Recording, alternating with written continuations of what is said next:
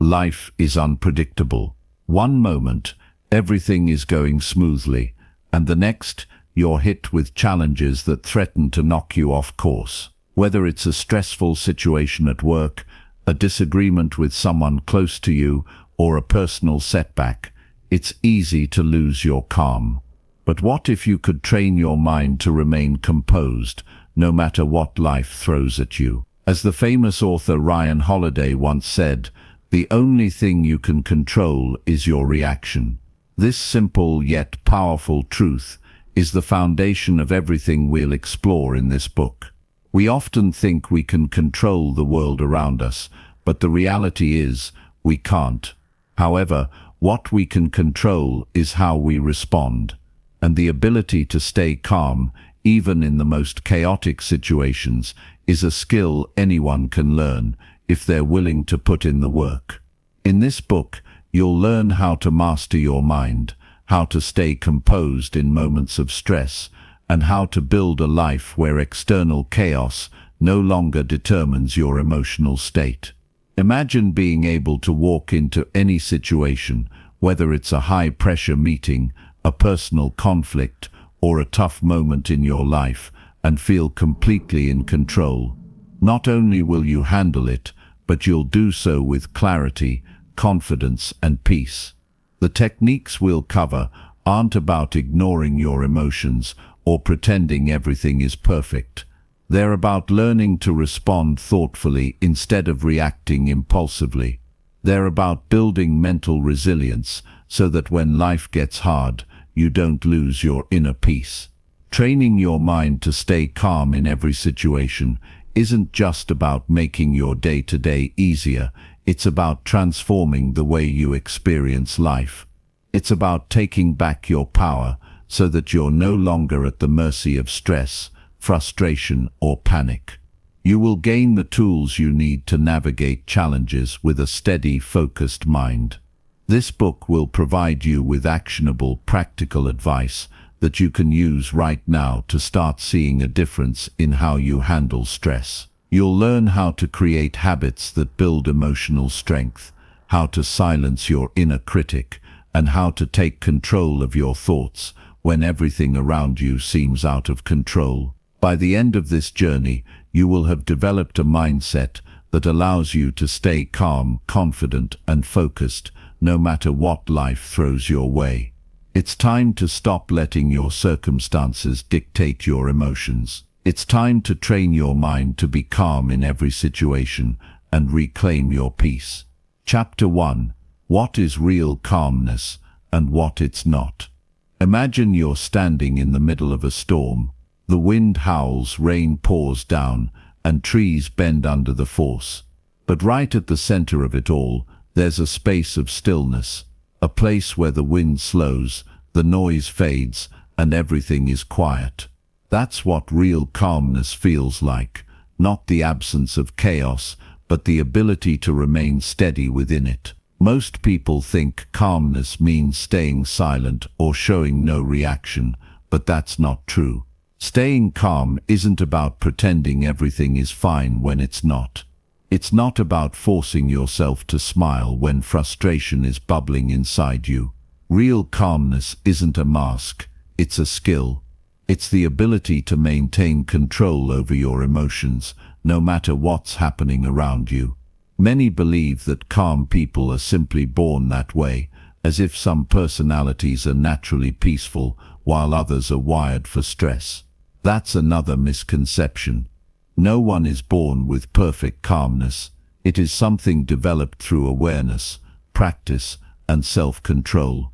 Just like muscles grow stronger with exercise, the mind becomes more stable when it is trained to handle pressure.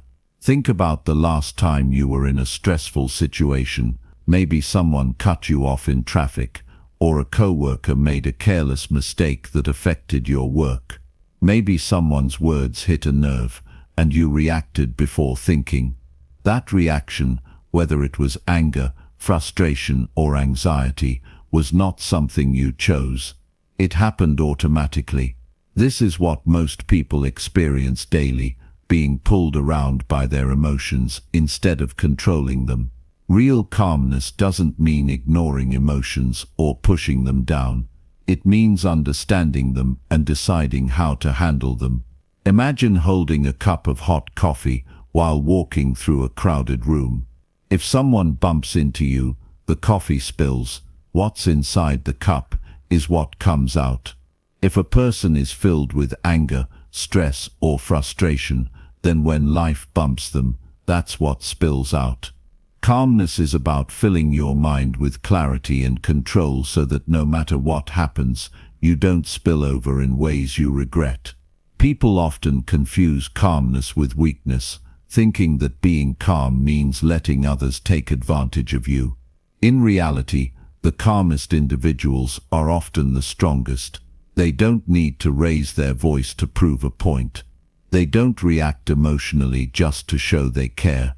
Their strength comes from the ability to remain composed while others lose control. They have trained themselves to respond rather than react. One of the biggest reasons people struggle to stay calm is that their minds are always racing. Overthinking, stress, and constant worry make it difficult to approach challenges with a level head. When the mind is cluttered, even small problems feel overwhelming. The key to developing calmness is learning to create mental space.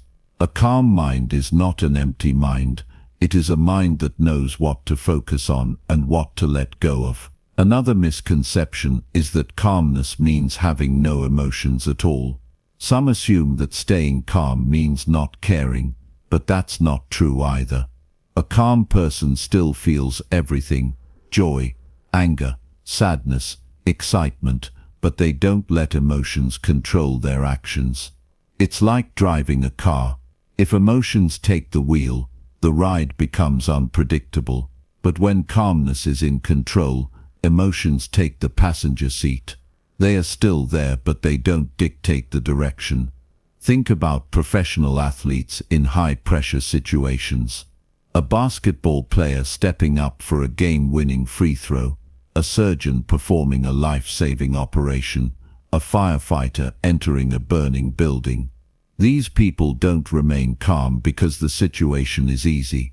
They remain calm because they've trained themselves to handle stress without letting it shake them. They have practiced staying composed under pressure so many times that it has become second nature. Training the mind to be calm works the same way.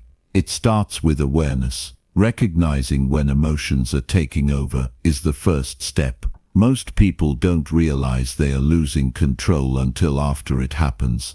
The moment of awareness is where change begins. Once you notice frustration or stress creeping in, you have a choice. You can let it take over, or you can pause, breathe, and respond with intention.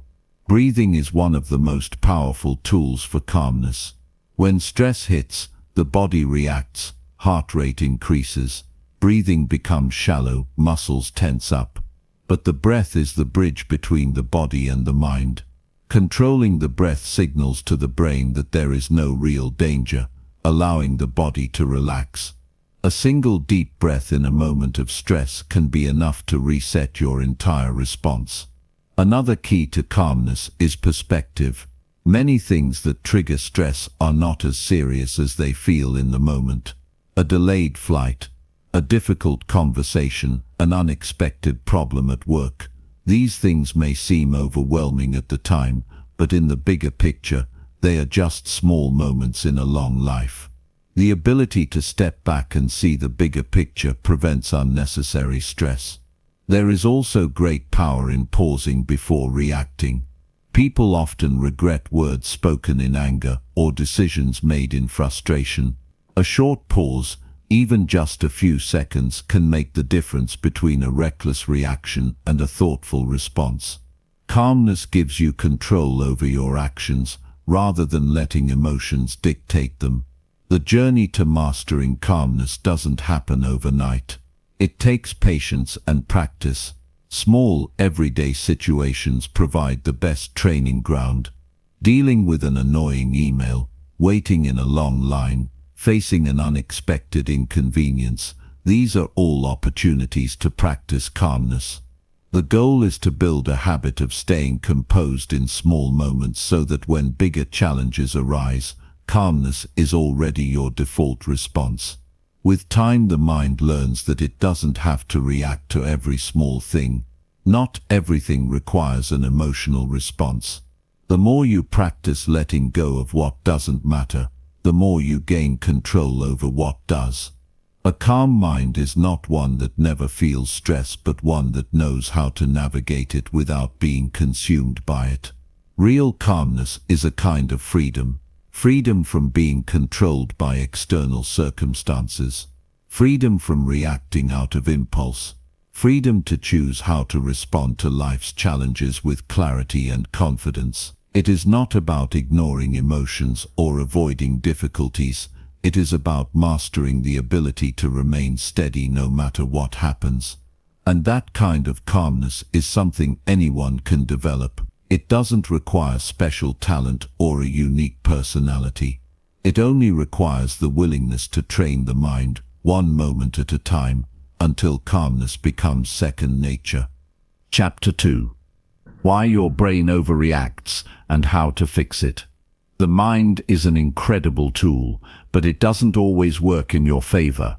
It processes millions of pieces of information every day, constantly scanning for threats, solving problems, and making decisions. But sometimes it reacts in ways that don't serve you.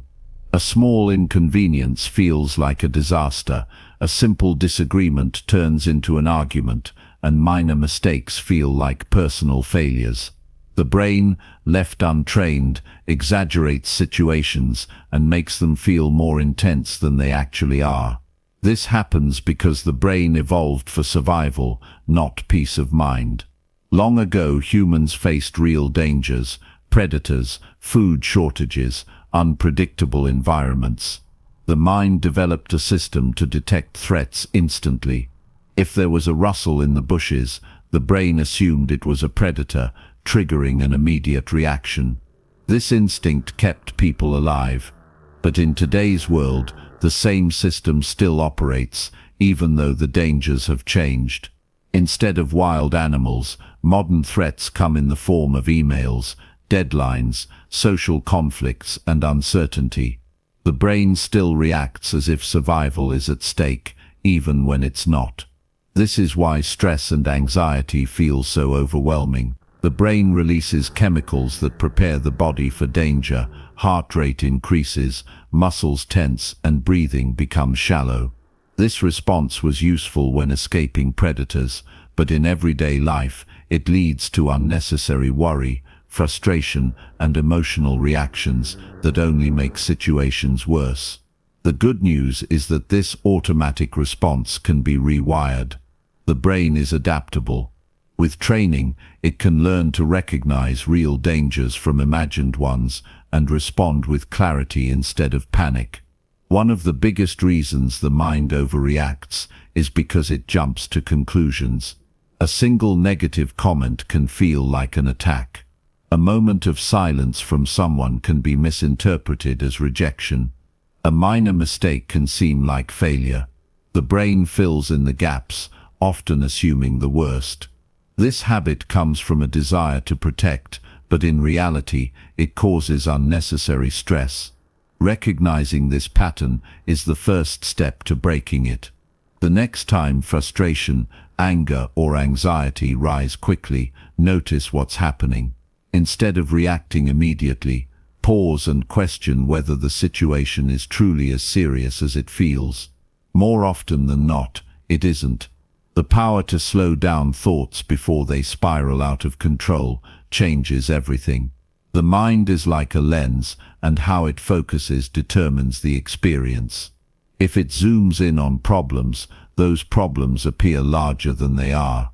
If it shifts focus to solutions, challenges become manageable. The ability to control this focus is what separates those who stay calm from those who constantly feel overwhelmed. Another reason the brain overreacts is because of past experiences. If a person has faced rejection, their mind might assume any silence means they're being ignored.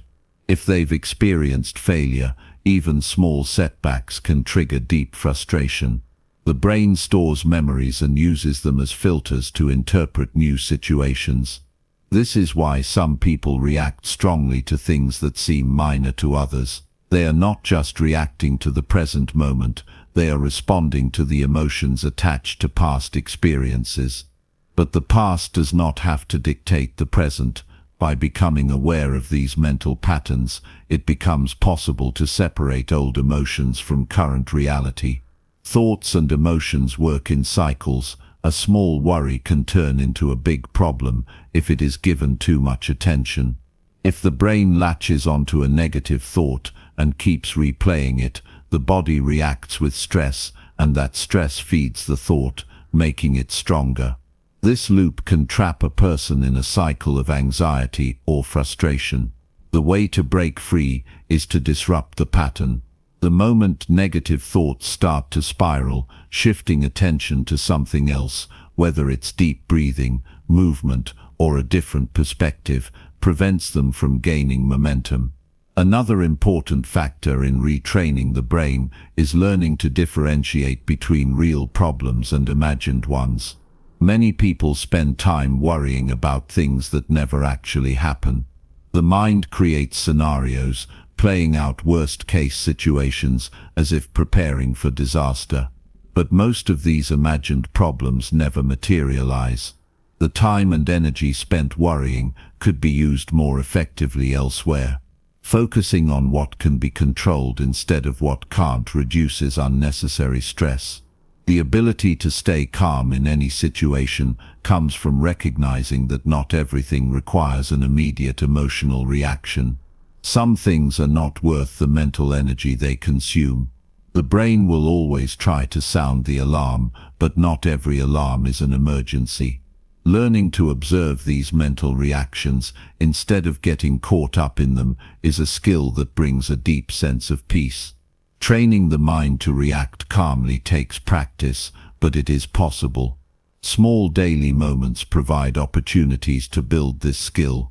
A delayed response instead of an instant reaction, a deep breath instead of an outburst, a shift in focus instead of dwelling on the problem. These small changes create a stronger, more resilient mind over time.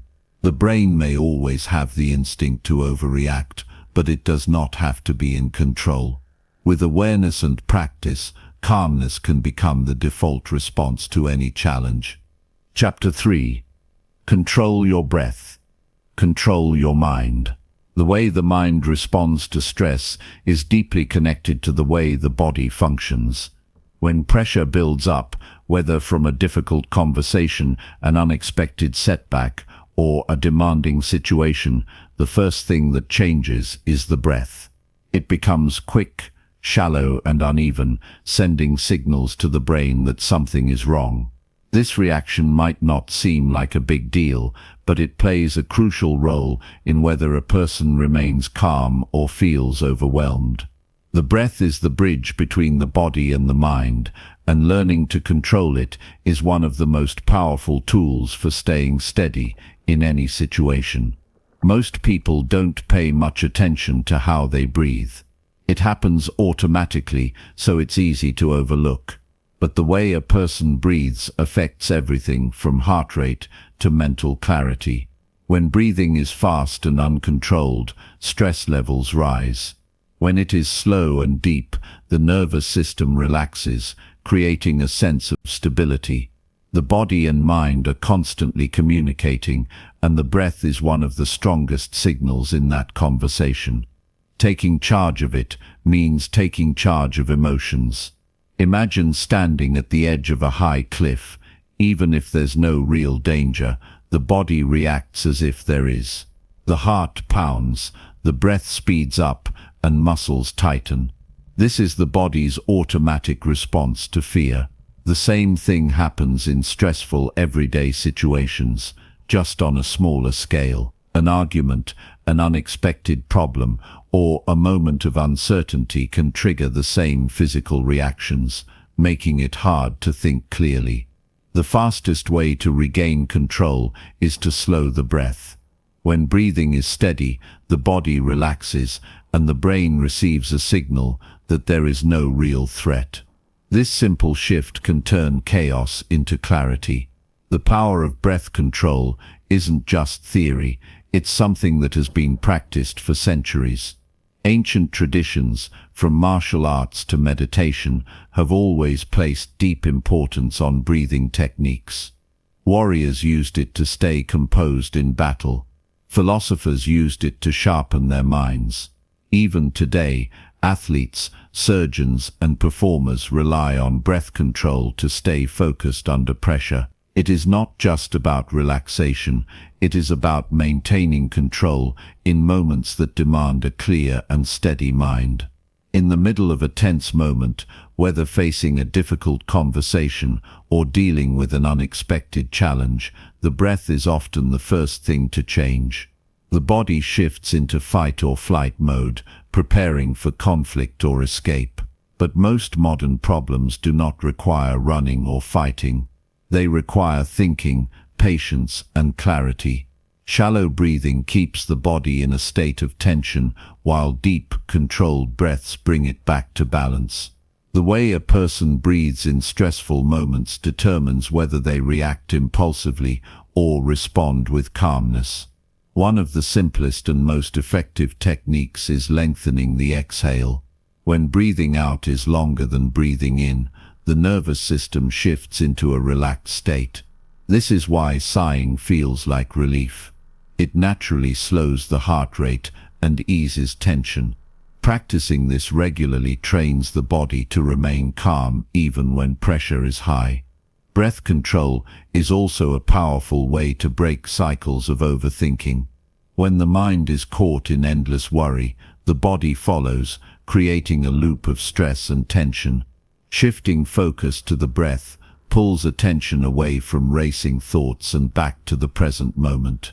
This is why deep breathing exercises are often recommended for reducing anxiety. They are not just about relaxation, they are about resetting the nervous system and bringing the mind back to a state of control. Daily situations provide endless opportunities to practice. Waiting in traffic, standing in line, or dealing with an unexpected inconvenience can all become moments to train the breath. Instead of letting frustration take over, focusing on slow, controlled breathing shifts the response from stress to stability. Over time, this practice builds a habit of staying composed in all situations. There is also a direct connection between breathing and emotions. When feeling angry or overwhelmed, noticing the breath can be a sign of how much control is being lost. If it is fast and shallow, it means emotions are taking over. Slowing it down is like pressing a reset button. It creates space to think before reacting. Instead of getting caught up in the moment, there is a chance to step back and choose a better response. True control starts with mastering the smallest things. If a person cannot control their breath, they cannot control their reactions. The mind follows the body, and the body follows the breath. By learning to regulate it, the entire state of being shifts. Calmness is not about suppressing emotions or pretending nothing affects you. It is about having the ability to stay centered no matter what is happening. The breath is the foundation of that ability. With time and practice, this skill becomes second nature. Instead of getting carried away by stress, the mind learns to stay steady. Instead of reacting impulsively, there is space to respond with clarity. The power to remain calm is not something reserved for a few people.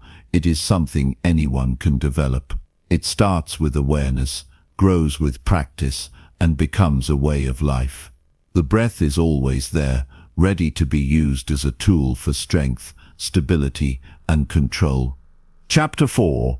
Training yourself to stay neutral under pressure. Pressure reveals a person's true state of mind. When everything is going smoothly, it's easy to appear calm, collected, and in control. But the real test comes in difficult moments, when things don't go as planned, when unexpected challenges arise, when words or situations provoke a reaction. Some people crumble under pressure, losing their composure the moment stress builds up. Others remain steady, unshaken by the chaos around them. The difference is not luck or personality, it is training.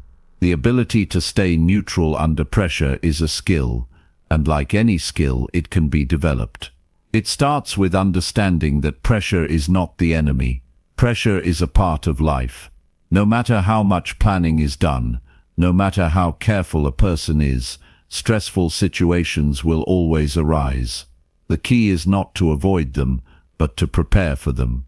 The mind is like a muscle, and just as the body becomes stronger through resistance, the mind becomes steadier through practice.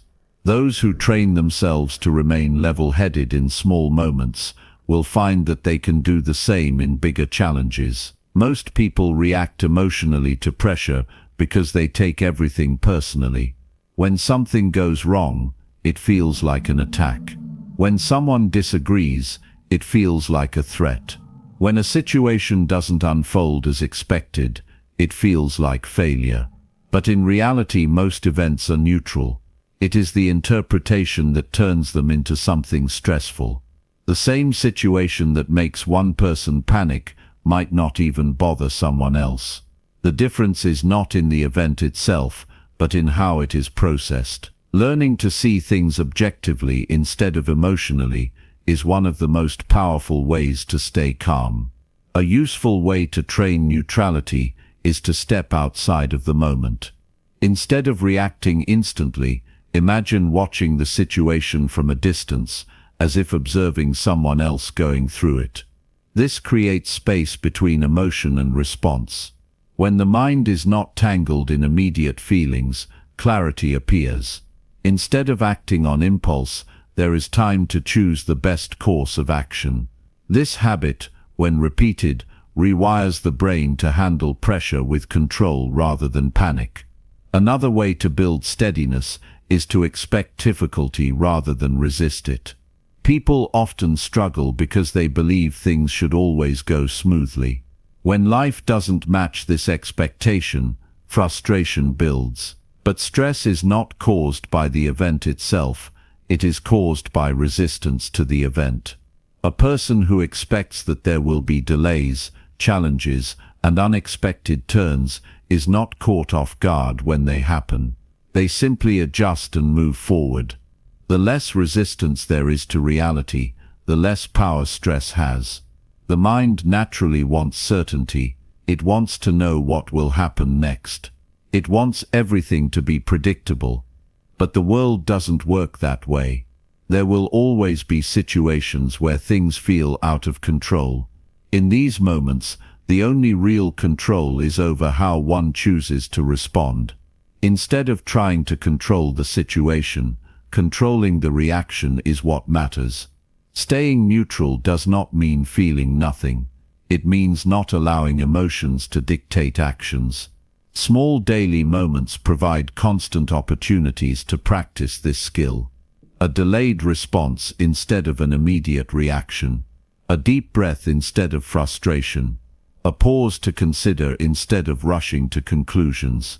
These small choices build mental strength over time.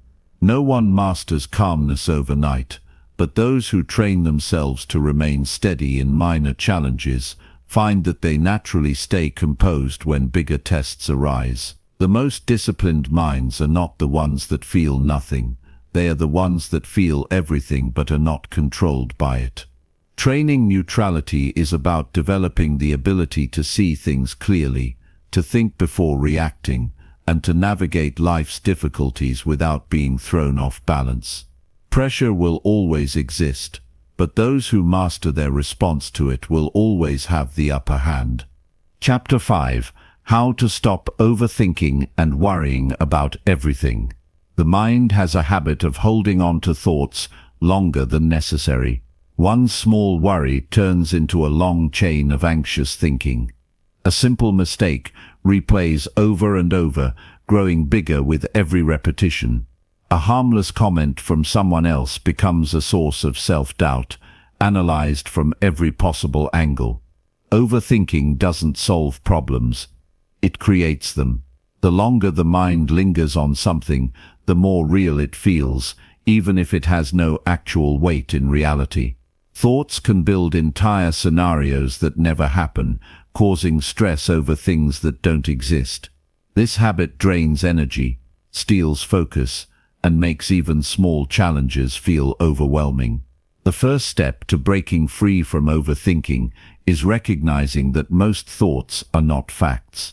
The mind generates ideas constantly, but not everything it produces is true or useful.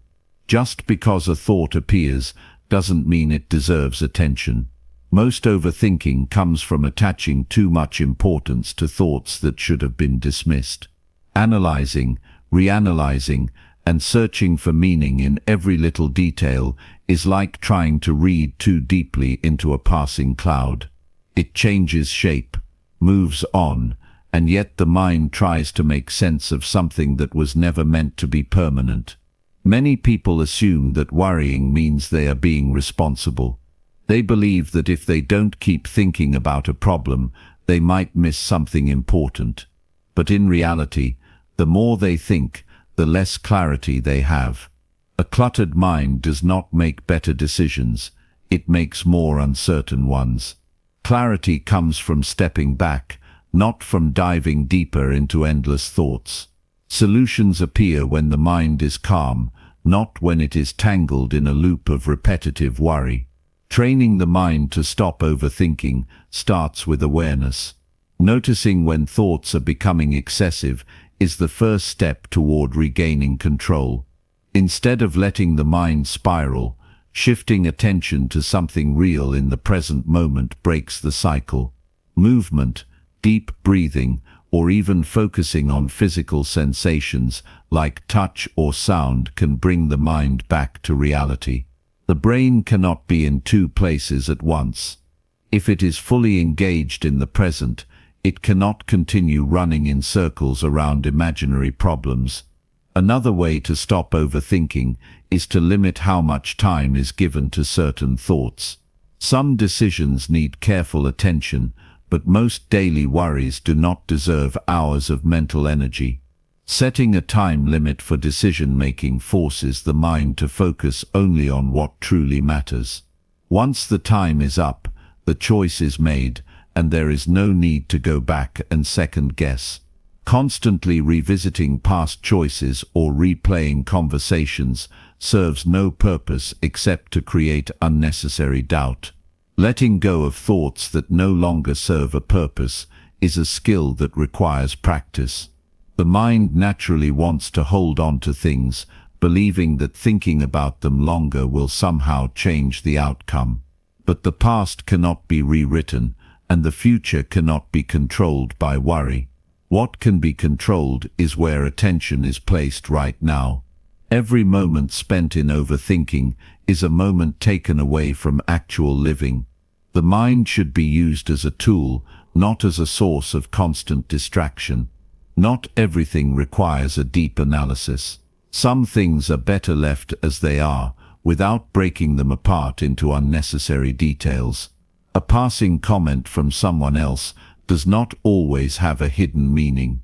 A minor setback does not define success or failure. A temporary feeling does not need to be turned into a permanent state of mind. Simplicity brings peace. When thoughts become too complex, stepping back and asking, "Does this actually matter?" can instantly reduce unnecessary mental noise. The strongest minds are not the ones that think the most. They are the ones that know when to think and when to move forward. Real confidence comes from trusting decisions instead of endlessly questioning them.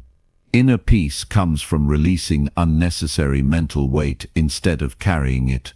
Overthinking is not a habit that disappears overnight, but with awareness and consistent practice, it loses its control. The mind becomes clearer, emotions become more stable, and life feels lighter. Instead of getting lost in thoughts that serve no purpose, energy is directed toward actions that create real progress. Chapter 6. Silence your inner critic and think clearly. The mind is always speaking. Thoughts flow constantly, shaping the way life is experienced. Some are useful, pushing toward growth and clarity. Others serve no real purpose, existing only to create doubt and confusion. The loudest voice is often the most critical, the one that questions every decision, brings up every past mistake, and finds flaws in even the best efforts. It is the voice that makes moving forward feel difficult, as if every step is met with resistance. This voice does not represent truth. It is simply a habit of thinking that has been repeated so many times that it feels real. Self-criticism often comes from old experiences. A mistake in the past, a harsh comment from someone, or an expectation that was not met can leave a lasting imprint.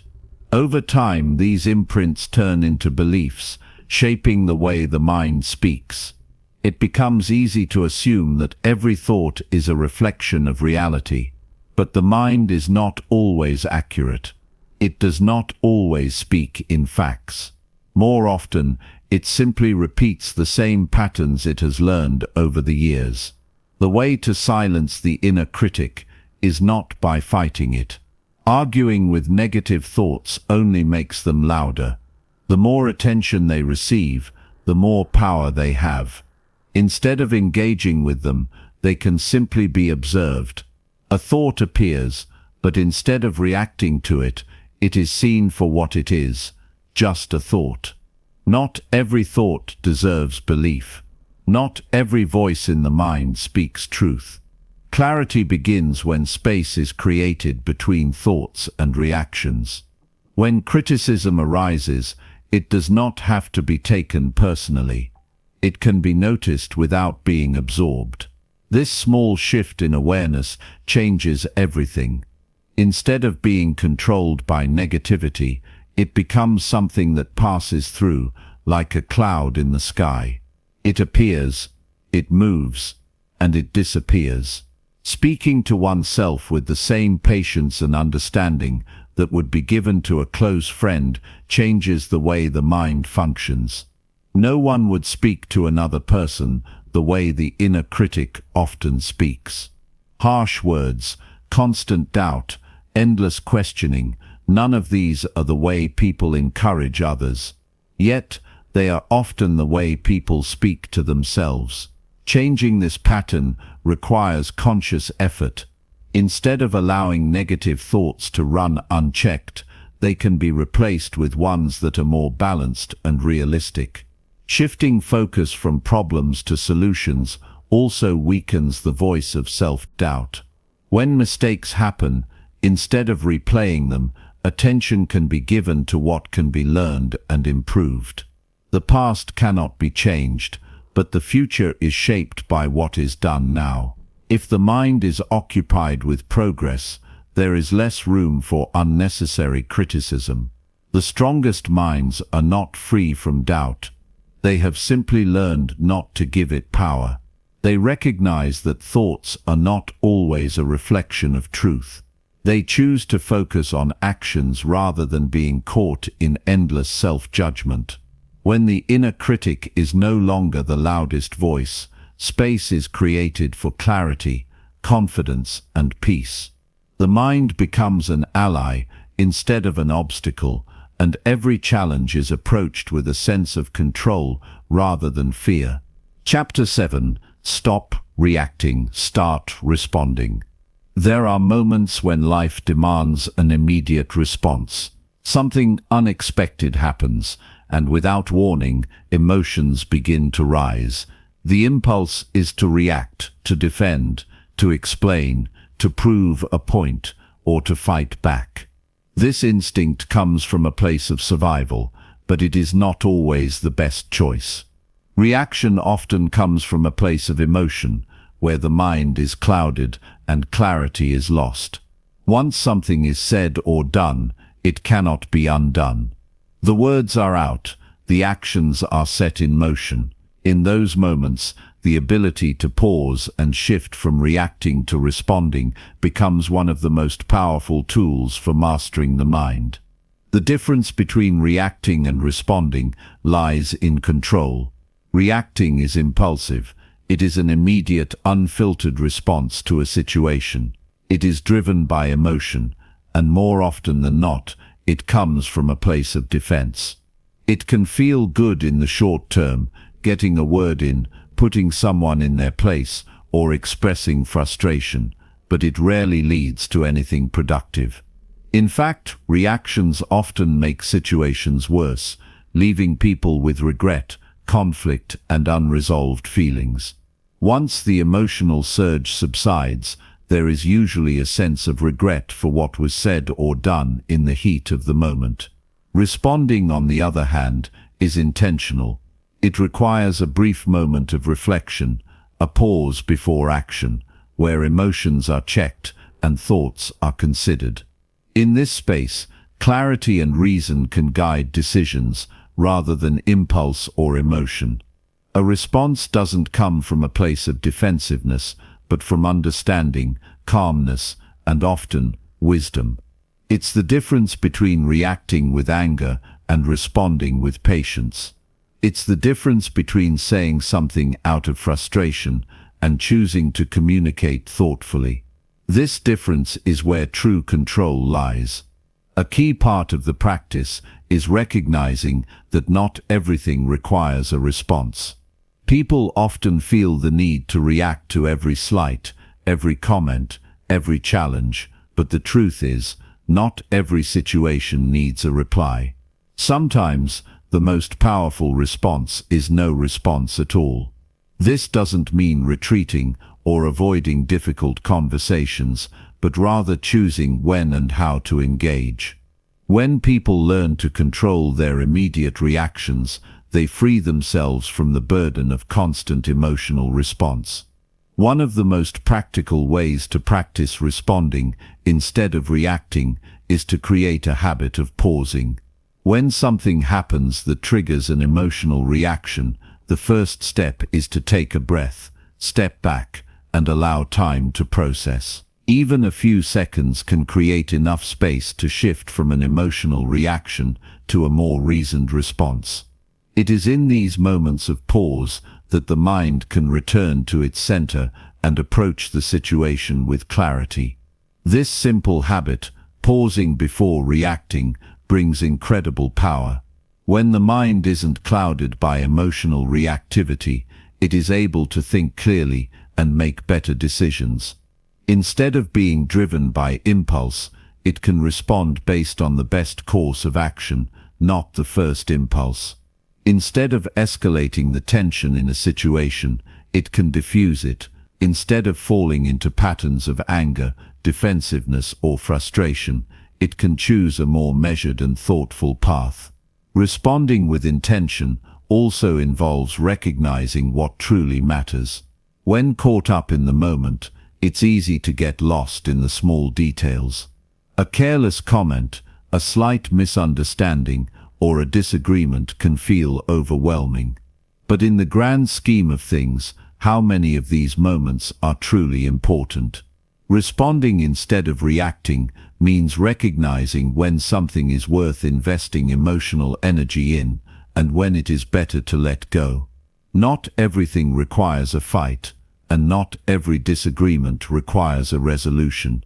Sometimes, the best response is to choose peace over conflict, understanding over being right. This skill doesn't just apply to interactions with others, it also applies to how one responds to stress and adversity.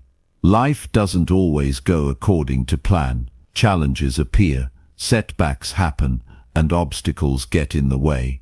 In these moments, the natural tendency is to react with frustration, disappointment, or even defeat. But just as with interpersonal interactions, responding to challenges with intention and calmness leads to better outcomes. The way challenges are faced shapes the future. If the response is panic or anger, the situation becomes harder to navigate. If the response is calm, clarity follows and solutions appear, there is immense strength in choosing to respond. It requires awareness, discipline, and the ability to control one's impulses. In any moment of stress or conflict, the ability to pause, reflect, and choose a response is an act of mastery. It transforms difficult situations into opportunities for growth and connection. When people begin to practice responding instead of reacting, they find themselves less controlled by the chaos around them and more in control of their own actions. They become the calm in the storm, no matter how intense the situation may be. Building this muscle of response takes time. It doesn't happen in one day or one conversation. It requires consistent practice and a commitment to becoming more aware of how the mind operates. Recognizing patterns of reaction is the first step. From there, the practice of pausing and considering the response becomes a habit. Over time, this habit becomes second nature, and the mind no longer feels the need to respond emotionally to every situation. Instead, it becomes a source of clarity, calm, and thoughtful action. The ability to choose how to respond is a gift. It is a form of self-mastery that can transform not only personal interactions, but also how life itself is experienced. Instead of being swept away by every challenge, every emotion, every trigger, people can stand firm in their own center. They can be the anchor in the storm, choosing how to react with purpose, not impulse. By learning to respond rather than react, they create space for peace, clarity, and strength in every situation. Chapter 8. The Secret to Emotional Control in Difficult Moments. In difficult moments, emotions can feel overwhelming. It's like being in the middle of a storm, where the winds of frustration, anger, fear, or sadness toss you in every direction. It's not easy to find stability, and sometimes it feels impossible to regain control. But there is power in knowing that you do not have to be at the mercy of those emotions. Emotional control is not about suppressing feelings or pretending they don't exist. It's about finding balance in the chaos, understanding where the feelings come from, and learning to direct them in ways that serve you. Emotions are part of being human. They are natural and unavoidable, arising from the way we perceive the world around us. They inform us about our environment, our needs, and our relationships. But just because emotions arise does not mean they need to dictate our actions or our state of mind. Often the emotions that take over are the ones that cloud our judgment, making us say things we regret or act in ways we later wish we hadn't. This is where the skill of emotional control comes in, not to deny or block out emotions, but to create a space where they can be felt and processed without being ruled by them. Emotional control is not about shutting down your feelings or pretending that everything is fine when it's not. It's about acknowledging your emotions, understanding their root cause, and then choosing how to respond. Think of it like being the captain of a ship during a storm. The ship may rock, and the waves may crash, but the captain doesn't abandon the wheel. The captain stays steady, focused, and makes thoughtful decisions about how to navigate the storm. Similarly, emotional control allows you to stay steady, even when emotions threaten to pull you off course. One of the first steps to emotional control is understanding that emotions are temporary. They may feel intense in the moment, but they don't last forever. This realization helps break the cycle of overreacting. When emotions are allowed to play out without judgment or resistance, they often lose their grip and begin to subside naturally. Trying to force them away only gives them more power, but by accepting them as temporary visitors, you stop feeding them and let them move on. A big part of emotional control is becoming aware of what triggers certain emotions.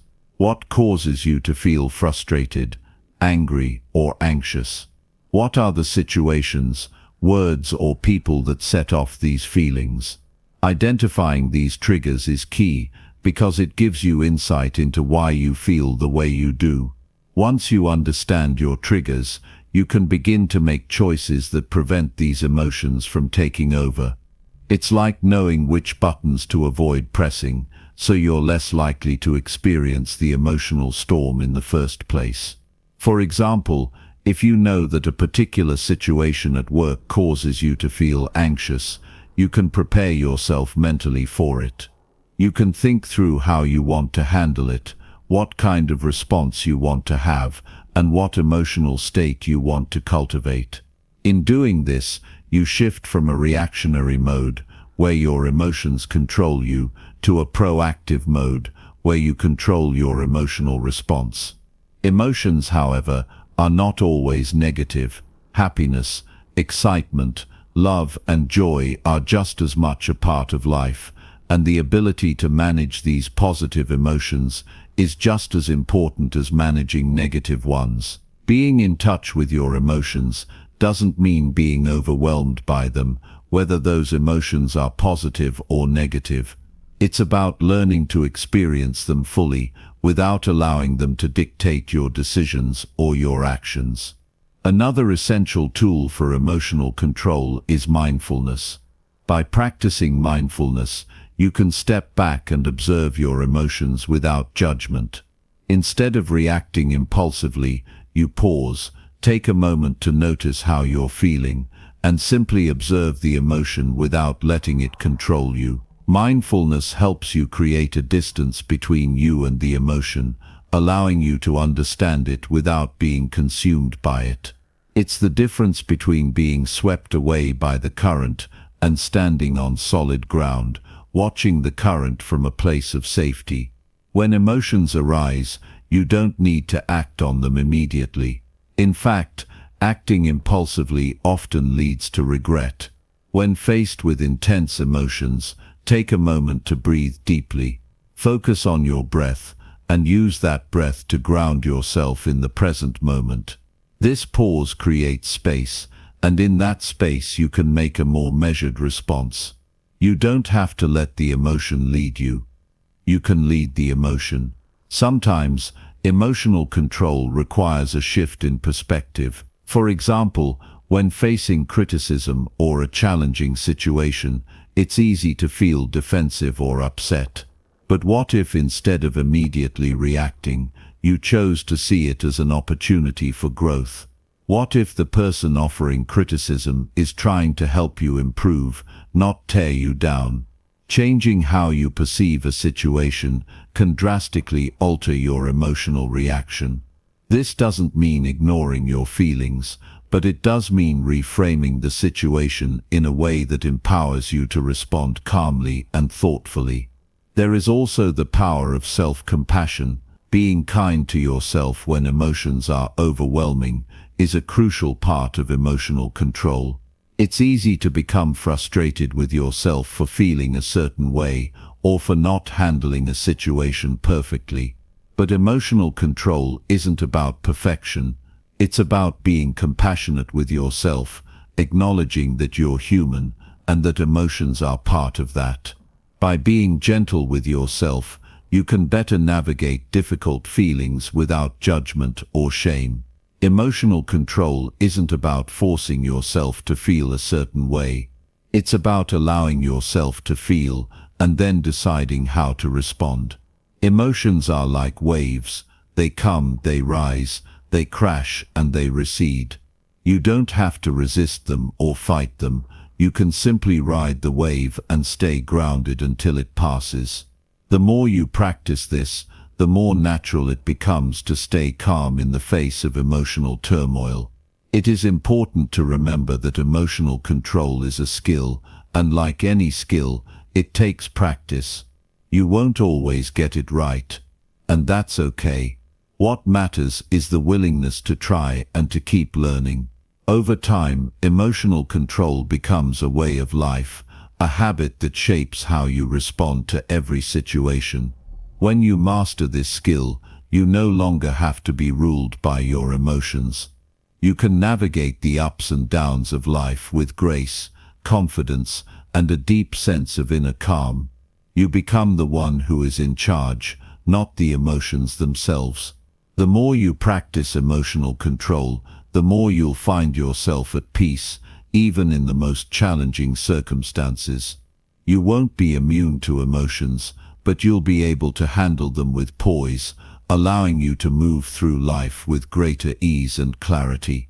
With this skill, you will find a sense of inner strength, an unwavering calmness that is yours to keep, no matter what comes your way.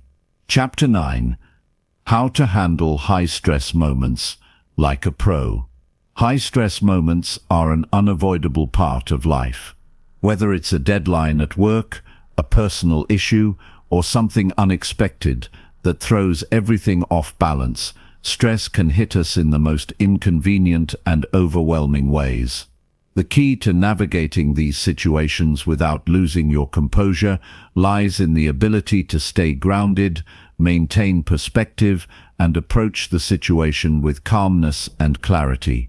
One of the first things to recognize when stress arises is that stress itself isn't the problem.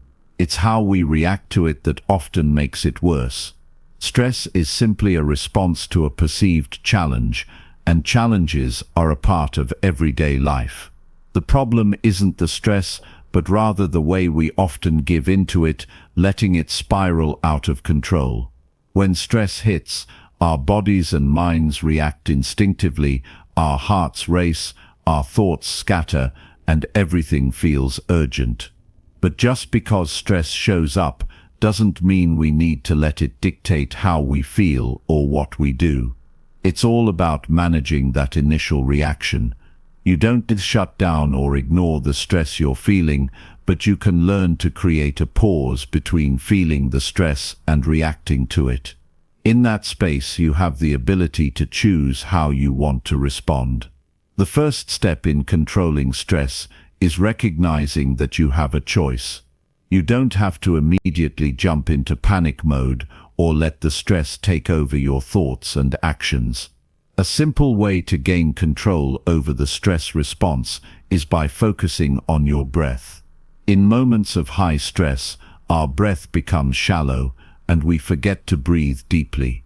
By taking a few deep breaths, you can activate your body's natural relaxation response.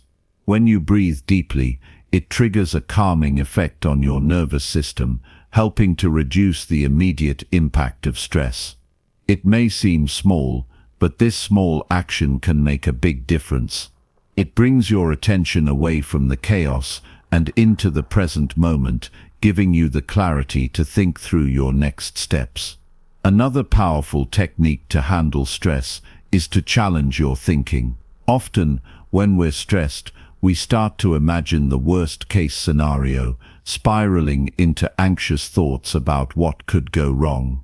We project ourselves into a future that hasn't happened yet, and we let those imagined fears take over. But the future is uncertain, and dwelling on it only amplifies our stress. A more productive approach is to focus on what's actually in front of you, the current task, the immediate problem. You can deal with the challenge at hand, but you don't need to add additional layers of worry about things that may never happen. By confronting the present moment instead of imagining future disasters, you keep your mind clear and focused. In high-stress situations, it's easy to feel overwhelmed by the sheer volume of things that need to be done. This feeling of being overloaded can make everything feel urgent and impossible. A helpful strategy is to break things down. Take a step back and look at the bigger picture. What are the immediate actions you need to take to move forward? What can you do now, and what can wait? Often, the feeling of stress comes from the perception of having too much on your plate, but once you break things down into manageable pieces, the situation becomes more manageable. Another crucial part of handling stress is managing your expectations. Life doesn't always go according to plan, and things often don't unfold as we expect. This can cause frustration and stress. But when you can adjust your expectations and embrace the uncertainty of life, you create a sense of peace in knowing that not everything needs to be perfect. You do what you can with the resources and time you have, and the rest is out of your control. By focusing on the process and doing the best you can in the moment, you alleviate the pressure to make everything go perfectly. A big part of handling stress is also learning how to let go of things that are out of your control. There's no use in worrying about things that you can't change, and yet we often waste so much energy doing just that. Letting go isn't about being passive, it's about accepting that some things are beyond your reach and choosing to focus on the things you can influence. When you let go of the need to control everything, you free yourself from unnecessary stress and anxiety. In high-stress moments, it's important to remember that you don't have to do everything alone. You can seek help or delegate tasks when needed. It's okay to lean on others for support, whether it's a colleague, a friend, or a family member. Having a support system in place can help relieve some of the pressure you're feeling and offer a fresh perspective on the situation.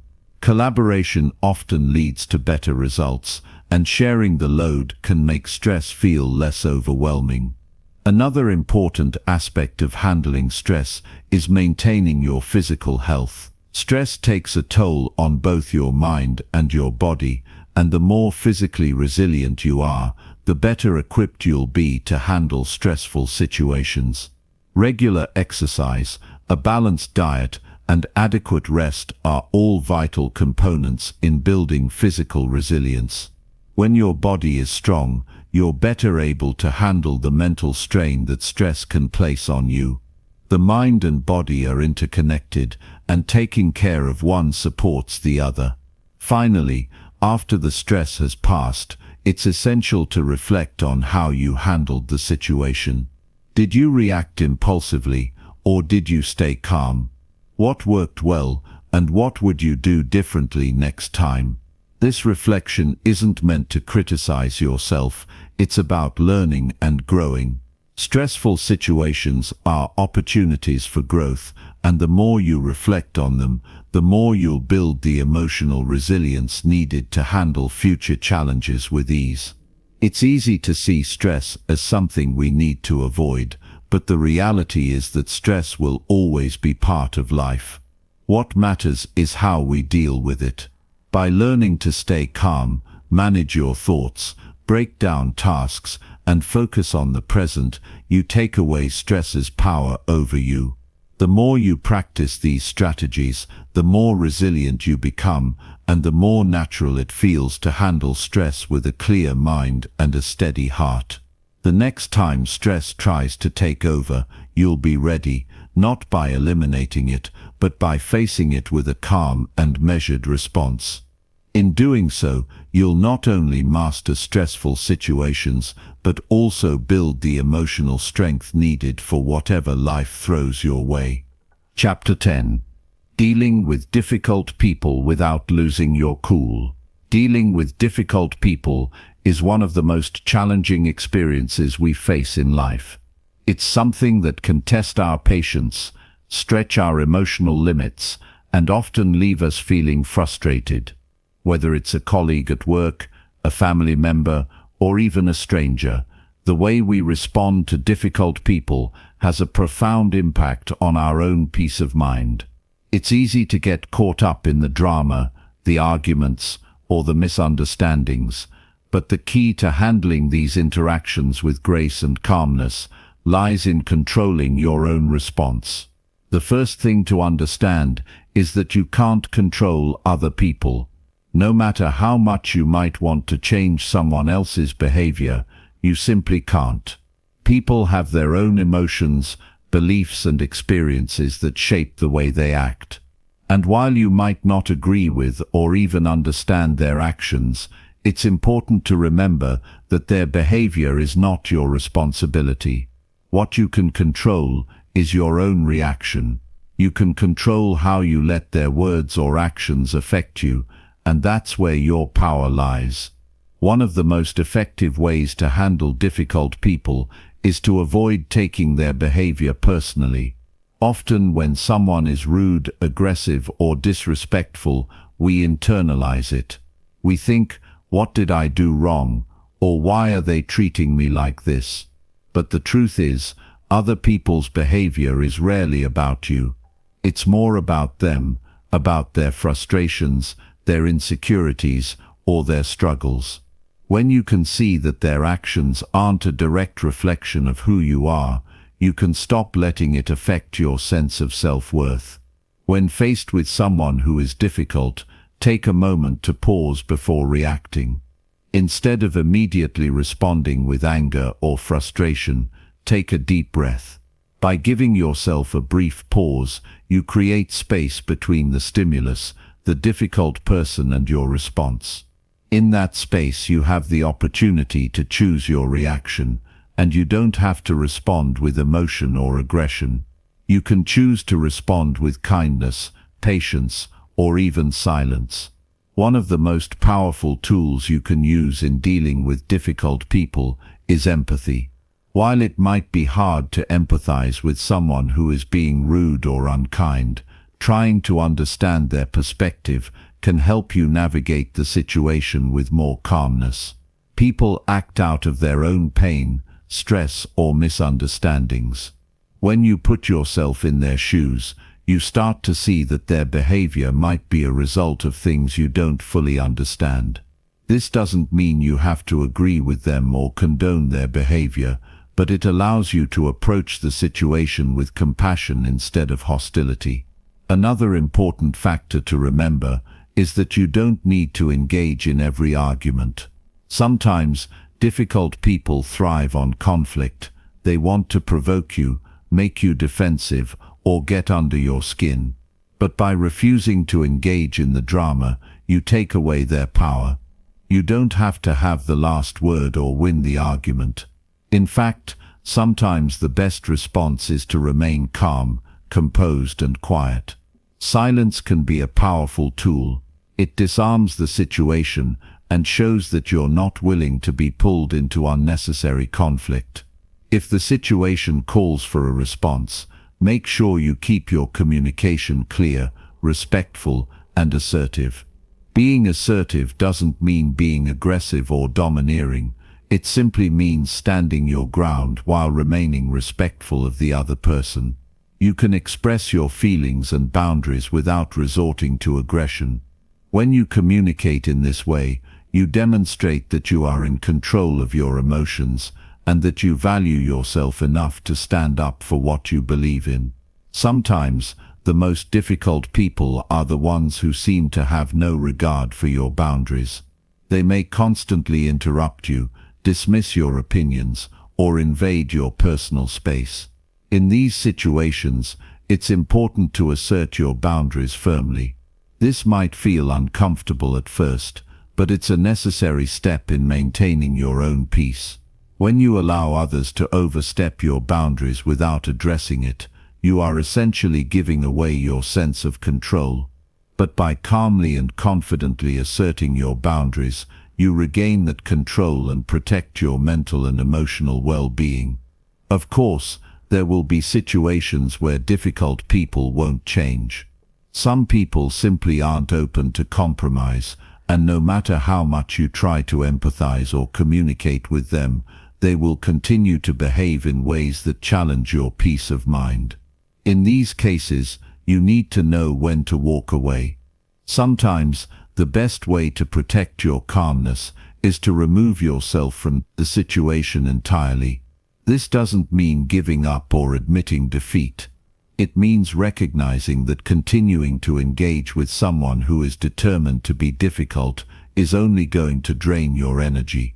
You have the right to choose where to invest your time and emotional energy, and sometimes walking away is the wisest and most peaceful choice. Learning how to deal with difficult people is not just about protecting your peace in the moment. It's also about building long-term resilience. Every time you handle a challenging situation with calmness and grace, you strengthen your ability to do it again in the future. Over time, these skills become second nature. Instead of feeling angry or frustrated when dealing with difficult people, you'll respond with a sense of calm authority. You'll have learned how to keep your emotions in check, how to communicate effectively, and how to maintain your own sense of self-worth in the face of criticism or aggression. It's also important to reflect on the difficult people in your life and consider whether they are adding value to your life. While it's important to be compassionate and understanding toward others, you also need to protect your own mental and emotional well-being. If someone consistently brings negativity into your life and shows no willingness to change, you may need to reassess the relationship. Sometimes, the most peaceful choice is to set boundaries or even distance yourself from people who bring constant stress into your life. Dealing with difficult people is an inevitable part of life. But by taking control of your response, practicing empathy, setting boundaries, and choosing when to walk away, you can maintain your calm and protect your peace. You don't need to be at the mercy of other people's behavior. You have the power to navigate these situations with grace and to keep your mind clear, no matter how challenging the other person may be. Chapter 11. Staying calm when things don't go your way. It's inevitable that life doesn't always go the way we expect or want. There are moments when everything seems to be falling apart, and it feels like nothing is working in your favor. You plan, you work hard, and still, things don't line up the way you envisioned. It's easy to get frustrated, angry, or disappointed when your expectations don't match reality. But it's in these moments when your ability to stay calm becomes your greatest asset. The question is not whether things will go wrong, it's how you respond when they do. It's all too common to get swept up in frustration when life doesn't go the way we plan. The unexpected twists can throw us off balance, and in that disorientation, we often lose sight of our internal peace. Things not going your way can trigger stress, anxiety, and a cascade of negative emotions. However, staying calm when things go wrong is not about suppressing those feelings, but rather about accepting them without letting them control your mind. The goal is to move through the difficulty with clarity and poise, knowing that no situation, no matter how challenging, is permanent. The first step in staying calm when life isn't going your way is recognizing that you can't control everything. We live in a world that places a lot of emphasis on control, on having everything in its right place, on achieving specific goals in specific timelines. And while there's nothing wrong with having goals or striving for success, the truth is, life is unpredictable. External factors, other people's actions, or even unexpected events can throw us off course at any given moment. Understanding that you can't control everything is liberating because it releases you from the pressure of perfection. It allows you to focus on what you can control: your reaction. When things don't go the way you expect, your initial reaction might be disappointment, anger, or frustration. These are natural human emotions, and it's important to acknowledge them. Suppressing your emotions isn't the goal here. It's about understanding them and choosing how to move forward. When you feel those emotions rise, try to step back from the situation and give yourself a moment. Take a deep breath, and in that moment of stillness, allow yourself the space to process what's happening. The key here is to avoid immediate reactions that could escalate the situation further. The first reaction often comes from a place of impulse, but the next one, the one you choose to make consciously, can help restore your peace of mind. It's also important to remember that adversity is a part of life. No one's path is entirely smooth. We all face setbacks, unexpected detours, and moments where things don't go as planned. While it can be difficult to accept, these challenges are often the catalysts for growth. They force us to adapt, to learn, and to become more resilient. Life isn't about avoiding difficulties, it's about how we handle them. Each time something doesn't go your way, you are presented with an opportunity to exercise your ability to stay calm, to adjust your expectations, and to move forward with clarity. A helpful mindset shift is to see challenges as lessons rather than roadblocks. Instead of thinking of life's difficulties as signs that you're failing, view them as opportunities to gain insight into what works and what doesn't. Each setback is a chance to refine your approach, to strengthen your character, and to learn something new about yourself. When you start to see challenges this way, it becomes much easier to stay calm because you understand that failure is not a reflection of your worth, but a necessary part of growth. In situations where things aren't going your way, it's often easy to get caught up in self-blame. You might start thinking, "What did I do wrong?" or "Why is this happening to me?" This negative self-talk only adds fuel to the fire. The truth is, things often don't go as planned, even when we do everything right. Mistakes happen, things go awry, and sometimes life simply unfolds in unexpected ways. When you stop blaming yourself for the things beyond your control, you free yourself from unnecessary stress. Instead of ruminating over what could have been different, focus your energy on what you can do now. What can you learn from the situation? What can you adjust moving forward? Another powerful tool in staying calm when life doesn't go your way is practicing gratitude. It may sound counterintuitive, but in moments of frustration, focusing on what you are grateful for can shift your perspective. Even in challenging situations, there are always things to be thankful for: small wins, personal strengths, lessons learned, or even the support of friends and family. By shifting your focus from what's going wrong to what's going right, you begin to break the cycle of negative thinking. Gratitude helps you reframe the situation, reminding you that there's always something to appreciate, even in the midst of hardship. In addition, when things don't go as planned, try to maintain a long-term perspective. Short-term setbacks may feel overwhelming in the moment, but they often lose their significance over time. What seems like a huge deal right now may seem trivial a month or a year from now. This shift in perspective allows you to avoid getting bogged down by temporary issues and helps you keep your calm in the face of adversity. Knowing that everything is temporary, that your current challenges won't define you forever, can give you the strength to press on without getting lost in frustration or anger.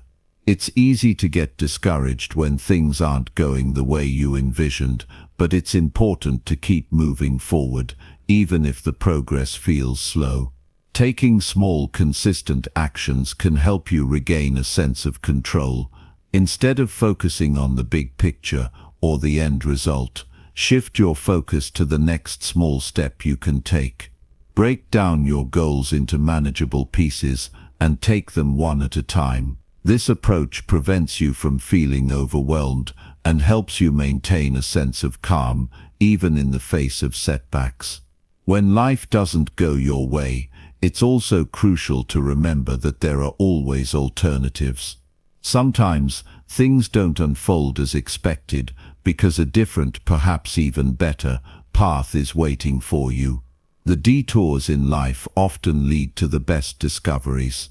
When you're able to remain calm and open to new possibilities, you give yourself the opportunity to find new solutions.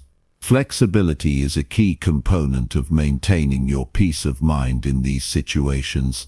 When you rigidly hold on to one way of doing things or one idea of success, you set yourself up for frustration.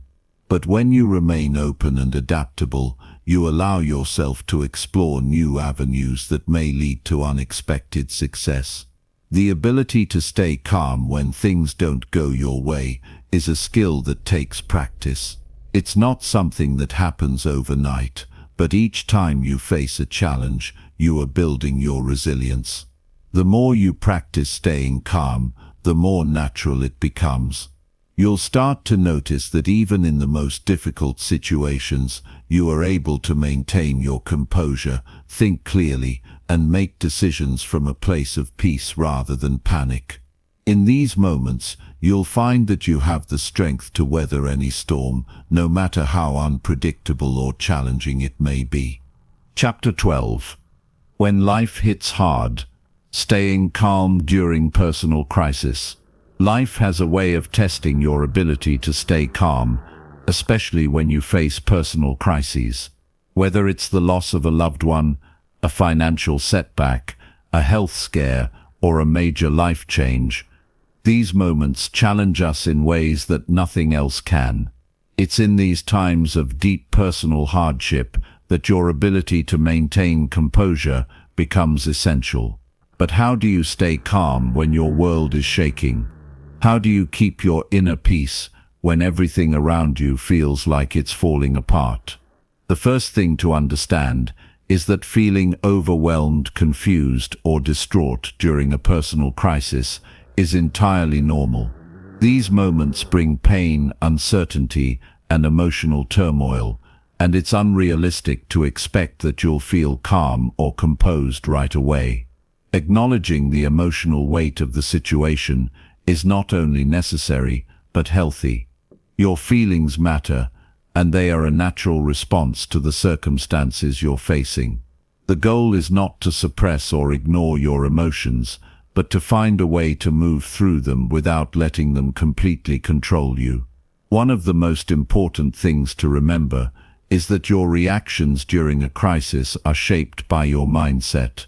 Your thoughts play a huge role in determining how you experience the situation. If you believe that the crisis is something you cannot handle, or that it defines you as a person, you are more likely to feel helpless and lose your composure. However, if you can reframe the situation and remind yourself that this moment, however painful, is just that, a moment, you can begin to distance yourself from the overwhelming feelings. Understanding that nothing lasts forever, even the toughest of times, can offer a sense of hope and perspective.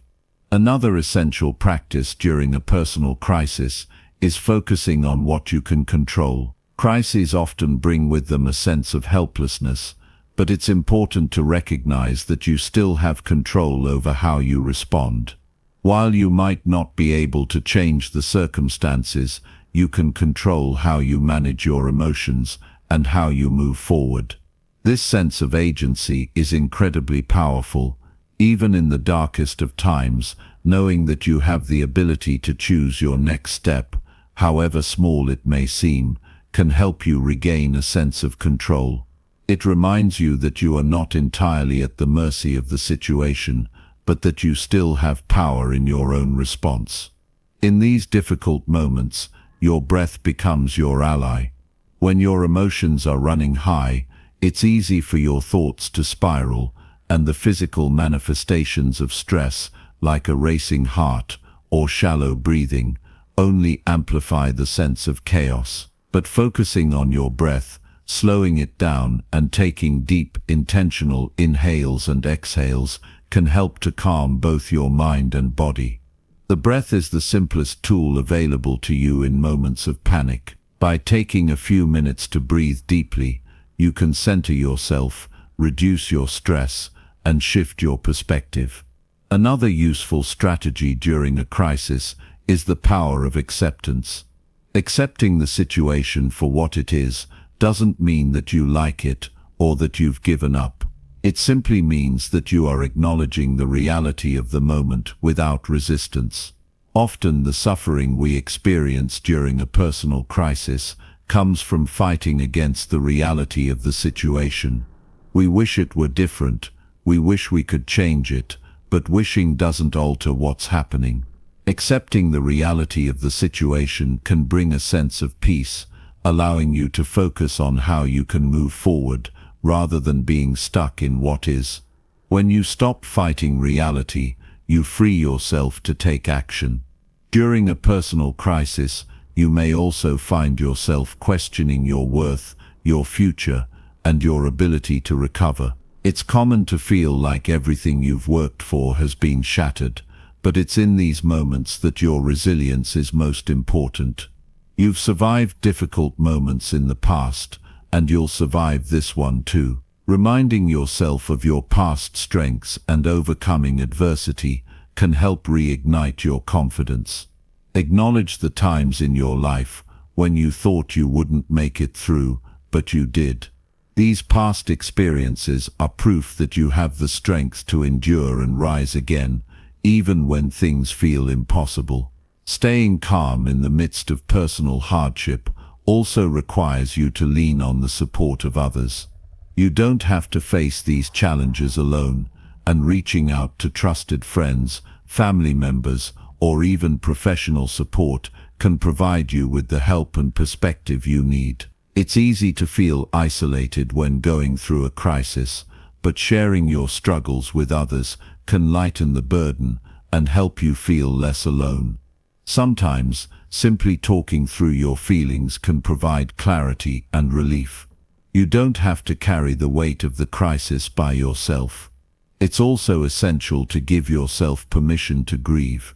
Personal crises often bring about loss, whether it's the loss of someone, something, or a part of your life. Grief is a natural part of the healing process, and it's important to allow yourself to feel it. Avoid the temptation to push your emotions down or pretend like everything is fine. Acknowledge the pain, the sadness, and the anger, but don't let them consume you. Remember that it's okay to not have all the answers immediately. Healing takes time, and part of staying calm is recognizing that you don't need to have everything figured out right away. The path forward will unfold in its own time. In moments of personal crisis, it can also be helpful to turn your focus inward. Often, our reactions to crises are shaped by external expectations or judgments. We worry about how others perceive us, about what we should be doing, and about the image we're projecting to the world. But when life is uncertain, the most important relationship you have is the one you cultivate with yourself. Take time to check in with your inner world, to practice self-compassion, and to nurture your own well-being. Self-care doesn't have to be a grand gesture. It can be as simple as giving yourself the space to rest, eat, and take care of your mental health. Amid all the emotions and the chaos, it's crucial to maintain a sense of perspective. The situation you're facing right now may seem like the end of the world, but in time, you'll see it for what it truly is. A chapter in your life. A chapter that may have been difficult, yes, but a chapter that will eventually pass. Life moves in seasons, and no season lasts forever. When you stay grounded in the understanding that this moment is temporary, you remind yourself that peace is not far off. You will emerge from the storm, stronger, wiser, and more resilient. Staying calm in the face of personal crisis is a practice that requires patience and perseverance. It's not about perfection or never feeling the weight of the moment. It's about finding your center again, no matter how many times you are knocked off course. By accepting the reality, focusing on what you can control, reaching out for support, and practicing self-compassion, you can move through personal crises with grace. The storms of life may come, but with every storm you grow stronger in your ability to weather them with calm and clarity. Chapter 13. Training your mind to be calm every single day. Every day offers us a new opportunity to train our minds, to strengthen our ability to remain calm, and to approach the challenges of life with a sense of peace. The idea of training your mind to be calm every single day is not about finding a quick fix or hoping that peace will magically appear in moments of stress. It's about building habits, shifting your mindset, and creating a foundation that supports your ability to stay composed no matter what life throws your way. The first step in making calmness a daily practice is understanding that it requires consistency. Just like physical fitness, mental fitness is developed over time through regular effort. This is not a one-time endeavor, nor is it a skill you can master overnight. It's a process that evolves through small, deliberate actions every single day. Think of it as a muscle that gets stronger with use. You're not going to run a marathon on your first day of training, but if you stick with it, you'll gradually build the stamina and strength to handle increasingly difficult situations. Start by establishing a routine that supports calmness. The morning is a powerful time of the day, and how you begin your day can set the tone for everything that follows. It's tempting to jump out of bed, check your phone, and rush into the demands of the day. But taking just a few minutes in the morning to center yourself can make a significant difference. This could be as simple as sitting quietly for a few minutes, focusing on your breath, and setting an intention for the day. It could be a quick meditation, or just taking a moment to appreciate the quiet before the world gets loud. What matters is that you start your day with intention, so that when challenges arise, you're already grounded. In the course of your day, you'll encounter stressors. Life isn't about eliminating stress, it's about learning how to respond to it. Stress is a natural part of being human, and it's impossible to avoid completely. But how you react to stress, and how you allow it to affect your mindset, is what really matters. When stress arises, instead of letting it take over, take a step back and pause. Rather than getting swept up in the rush of thoughts and emotions, give yourself a moment of stillness. This could be a deep breath, a few seconds of reflection, or even a shift in your perspective. By practicing this pause every day, you train your mind to respond rather than react. You create a space between stimulus and response, allowing you to act from a place of calmness rather than impulse. A crucial part of daily mental training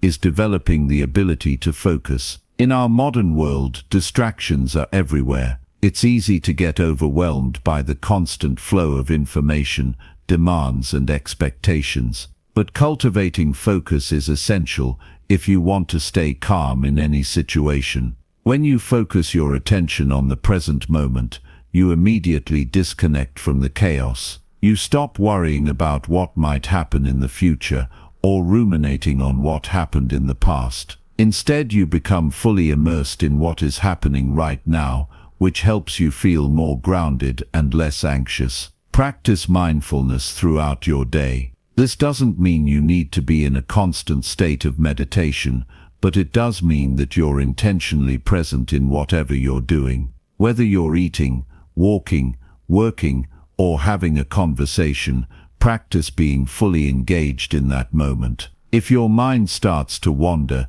gently guide it back to the task at hand. This simple habit of mindfulness strengthens your ability to stay present, which in turn helps you maintain your calm when things get chaotic. Another key to training your mind to be calm is learning how to manage your thoughts. Thoughts can be powerful, but they don't have to control you. If you allow every thought to dictate your emotions, you'll find yourself constantly reacting to the world around you. Instead, practice observing your thoughts without judgment. When a negative or stressful thought arises, instead of attaching to it, simply notice it, acknowledge it, and then let it go. You don't have to believe every thought that comes into your mind. You can choose to detach from them, which gives you the space to choose how you want to feel and respond. The power of positive affirmations can also be a helpful tool in your daily training. The words you say to yourself shape your reality.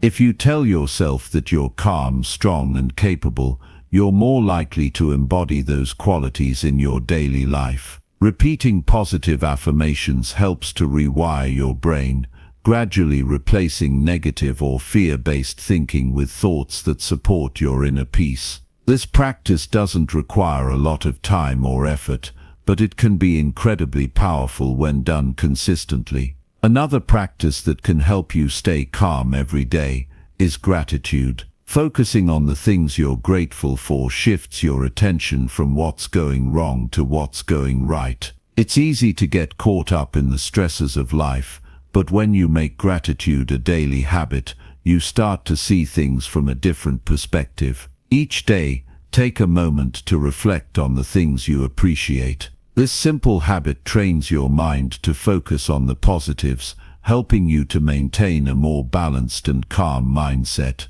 It's also important to take care of your physical health as part of your mental training. Your body and mind are deeply interconnected, so what you do for your physical health directly impacts your mental well-being. Regular exercise, a balanced diet, and adequate rest all contribute to a calm and focused mind. When your body feels good, your mind follows suit. Conversely, when you neglect your physical health, it becomes harder to maintain a calm and clear state of mind. Make sure that you're taking the time to nurture your body every day so that your mind can stay strong and resilient. Another valuable aspect of daily training is learning how to let go of things that are beyond your control. In our busy lives, we often waste energy on trying to change things that we have no influence over.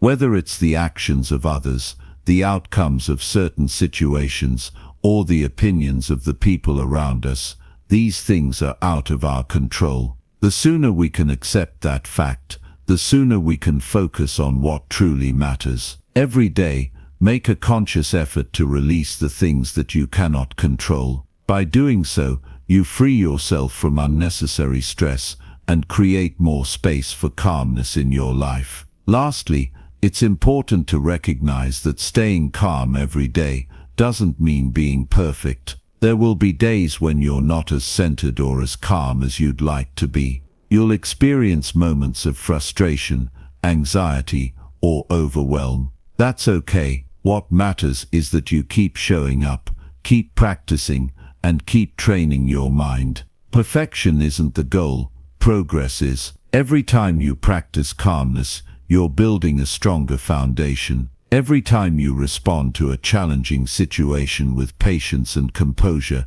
you're strengthening the muscles of your mind. It's a lifelong process, but with consistent effort, you will find that staying calm becomes more natural and more effortless over time. Training your mind to be calm every single day is a commitment to yourself and your well-being. It's about creating habits that support your peace and resilience. It's about recognizing that calmness is a skill that can be developed and strengthened over time.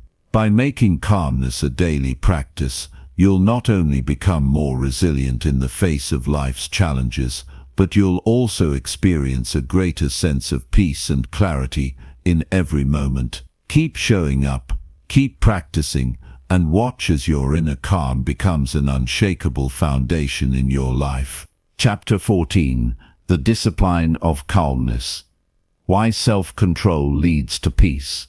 Mastering calmness isn't just about reacting to the challenges of the day. It's about understanding that true peace comes from within, and that achieving it requires the discipline to remain grounded no matter what is happening around you. The discipline of calmness is a powerful force because it's not tied to external circumstances. It's a mindset, a choice, and a skill that you have the ability to cultivate over time. In every moment, you're presented with an opportunity to choose how you will respond. This isn't always easy.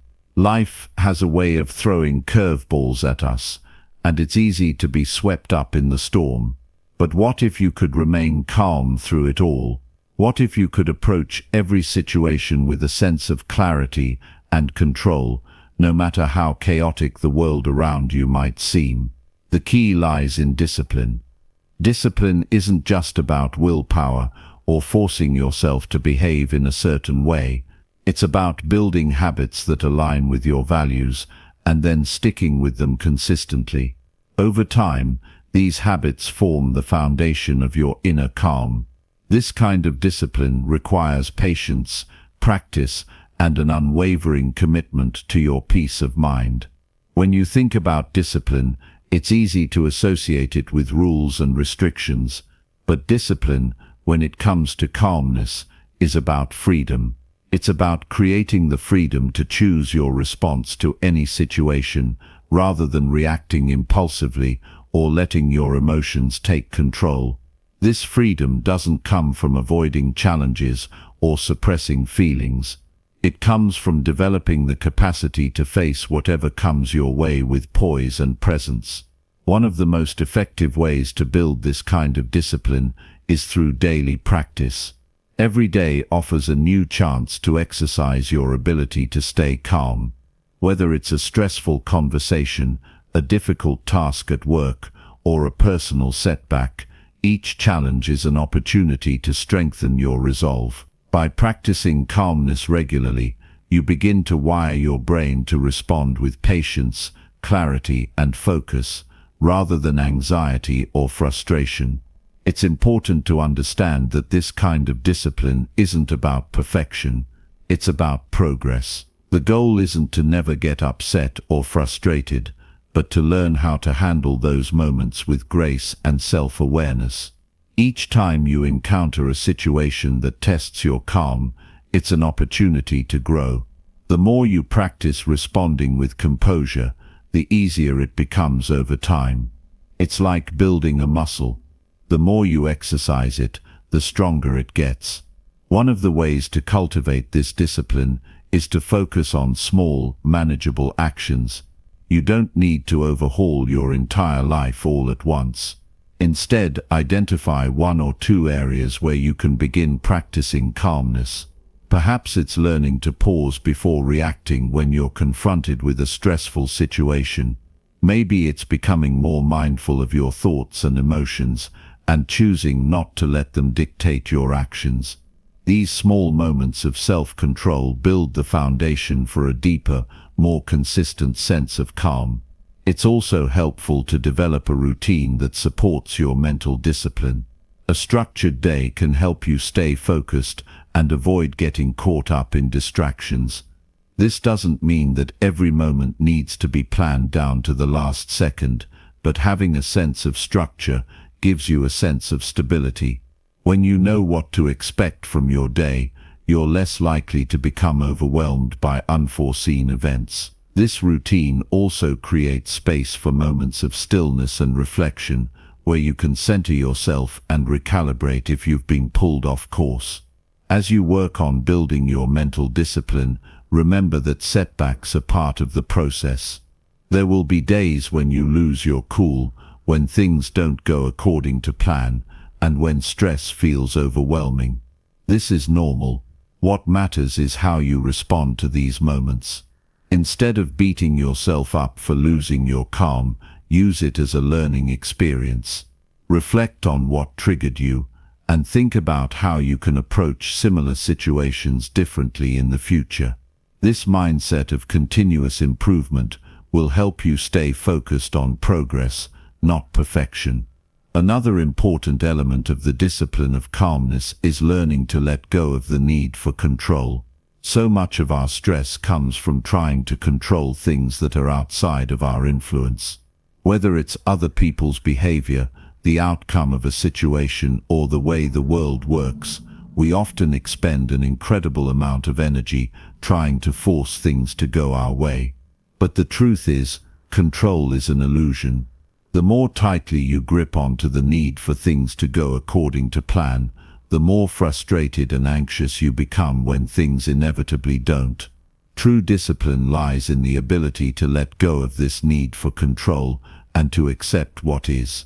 When you can release your attachment to specific outcomes and embrace the present moment, you free yourself from unnecessary stress.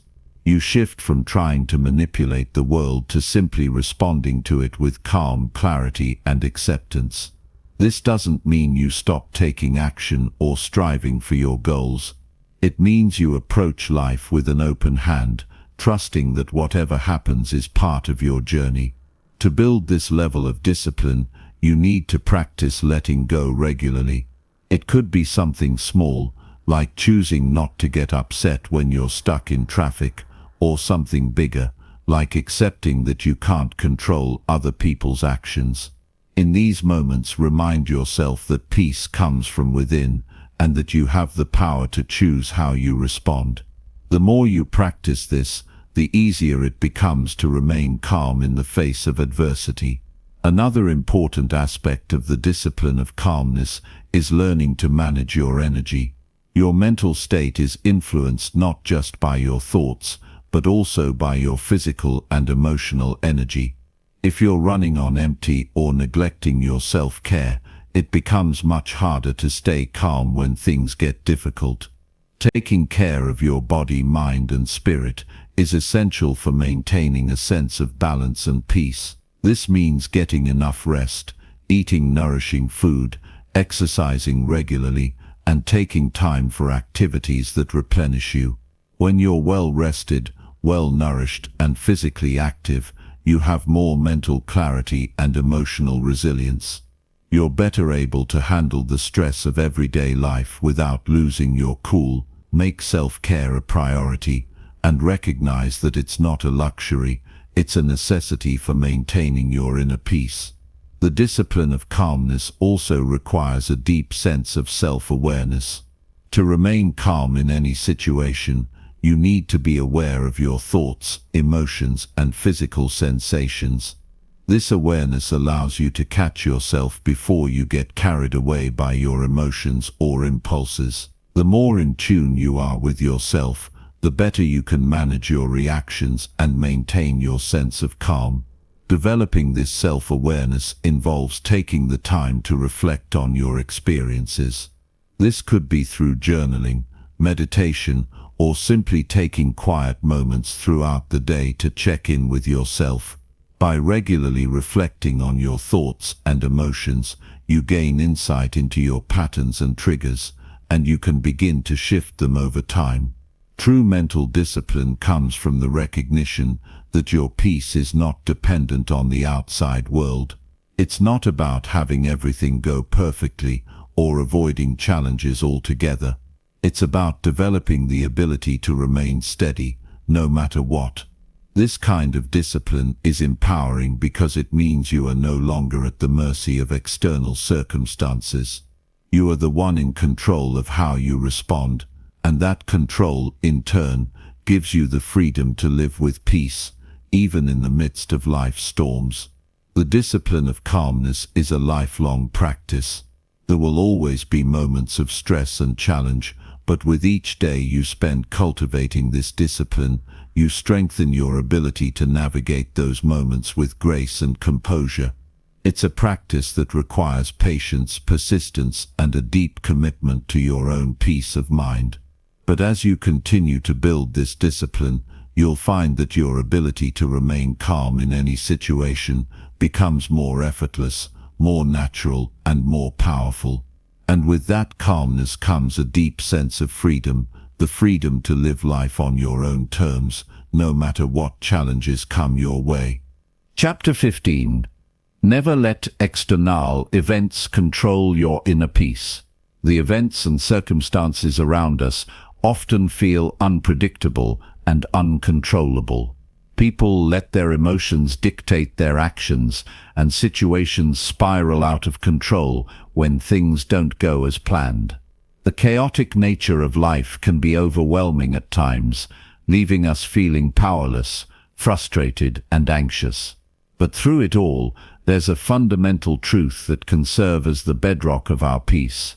We always have control over how we respond. The one thing that cannot be taken from us is the power to choose our reaction. In this world of uncertainty, it's this ability to maintain our inner peace that will define how we experience life. External events are just that. External. They occur outside of our control and can fluctuate, shift, and change at any given moment. You can't predict what others will say or do, nor can you control the outcomes of many of the things you face. However, the way you respond to these events is entirely within your grasp. The truth is, No matter what happens on the outside, you have the ability to protect your inner peace. It's a matter of perspective and mental training. The world will test your peace. It's inevitable. People will disappoint you, traffic will make you late, plans will go awry, and challenges will arise. But none of these events can dictate your internal state unless you allow them to. Your inner peace is a reflection of your mindset, your ability to remain grounded, and your commitment to staying centered, no matter what life throws your way. And this is where the real work begins, choosing to not let external events control your internal peace. It might be helpful to think of your mind as a calm lake.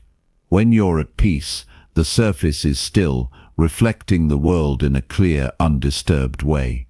But when external events stir up your thoughts, an argument with someone, an unexpected setback at work, or a mistake you made, the water becomes rippled, cloudy. The clarity is lost. What's important to recognize is that the water doesn't need to stay disturbed. It can return to stillness, even in the midst of a storm. All it takes is your ability to pause, to center yourself, and to choose calm. The key to maintaining your inner peace is developing a mindset that doesn't tie your happiness to external circumstances. This is not to say you should ignore the challenges or pretend that they don't affect you. Life is challenging, and it's okay to feel frustrated, sad, or angry when things go wrong. But those emotions are temporary. They don't need to control your long-term peace. It's essential to understand that no matter what happens, your peace comes from how you process those emotions, how you decide to respond, and how you choose to move forward. One of the most powerful tools to protect your peace is the practice of mindfulness. When we practice mindfulness, we train ourselves to be present in the moment, rather than allowing ourselves to be caught up in a mental whirlwind of what-ifs or past regrets. By practicing mindfulness, you can gain distance from the thoughts and emotions that threaten your peace. You recognize them for what they are, temporary, passing feelings, and you learn not to attach your identity to them. Mindfulness doesn't require you to block out or suppress emotions. It's about acknowledging them without letting them take over. If you're feeling upset, frustrated, or anxious, the first step is simply to notice it. You don't have to react to it immediately. Just sit with it. Observe it. Breathe through it. Over time, this practice will help you detach from the emotional reaction and regain your clarity. Another important practice is self-compassion. Often, we're quick to blame ourselves when things don't go right, or we criticize ourselves for not handling situations better. This self-criticism only adds fuel to the fire, escalating the negative emotions and taking us further away from our inner peace. Self-compassion involves treating yourself with the same kindness, understanding, and patience that you would offer to a friend who is going through a tough time. It means recognizing that you are human, that you will make mistakes, and that it's okay not to be perfect. When you let go of the need for perfection, you free yourself from unnecessary pressure. You give yourself the grace to experience emotions without being overwhelmed by them. You stop expecting yourself to be invincible or unaffected by life's challenges. Instead, you give yourself permission to be human, to feel, to process, and to heal at your own pace. In this journey to protect your inner peace, one of the most important realizations is that peace is not a destination, it's a practice. You don't arrive at inner peace and then stop working on it. Peace is something you cultivate each and every day. It's a commitment, a discipline, and an ongoing process. There will always be moments that challenge your peace, but the more you practice returning to a state of calm, the easier it becomes. Over time, you'll find that your natural response to life's challenges is one of steadiness and composure, no matter what happens on the outside. The more you focus on protecting your inner peace, the more you'll find that life has a way of flowing more smoothly. You'll still face challenges, but you'll approach them from a place of strength and clarity. You'll have a better understanding of what truly matters and what is simply a temporary distraction. You'll no longer let the actions of others, the unpredictability of life, or the failures of the past determine your happiness. You'll learn to embrace the present moment, to trust in your own ability to respond thoughtfully, and to let go of the things that are beyond your control. It's also important to recognize that protecting your inner peace doesn't mean avoiding conflict or suppressing difficult emotions. It means having the tools to handle those emotions with resilience and poise. It means having the confidence to face uncomfortable situations and still maintain your composure. And it means knowing that you have the power to choose your response, no matter what the situation is. When external events feel overwhelming, remind yourself of this: you are not defined by what happens around you. Your peace comes from within. It's something that no one can take away from you unless you allow it. Your ability to choose how you respond is a gift. The more you embrace that power, the more you can cultivate a life of lasting peace and freedom. So moving forward, remember that your inner peace is the one thing that no one can control but you. Life will continue to throw challenges your way, but with practice, mindfulness, and self-compassion, you'll be able to face them with strength, clarity, and calm. The world may be unpredictable, but your inner world is yours to command. And as you learn to master that, you'll discover a sense of peace that will carry you through anything life has to offer.